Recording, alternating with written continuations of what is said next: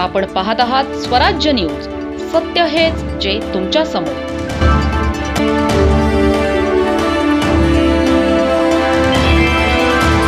साक्री तालुक्यातील बेहेड परिसरात अवकाळी गारपिटीने शेतकऱ्यांना मोठा फटका बसला आहे. अचानक आलेल्या गारांच्या पावसामुळे काढणीस आलेली पिके अक्षरशः जमीनदोस्त झाली आहेत. प्राथमिक अंदाजानुसार गहू पिकांचे मोठ्या प्रमाणावर नुकसान झाले आहे. तसेच हरभरा आणि कांदा या पिकांनाही मोठा फटका बसल्याचे दिसून येत आहे. विशेष म्हणजे ही सर्व पिके काढणीच्या अंतिम टप्प्यात होती. त्यामुळे शेतकऱ्यांचे आर्थिक गणित पूर्णपणे कोलमडले आहे. गारांच्या जोरदार माऱ्यामुळे शेतात उभा असलेला गहू आडवा झाला आहे. कांद्यांचेही मोठ्या प्रमाणात नुकसान झाले असून उत्पादनावर परिणाम होणार आहे. या अचानक आलेल्या नैसर्गिक आपत्तीमुळे शेतकरी हवालदिल झाले आहेत.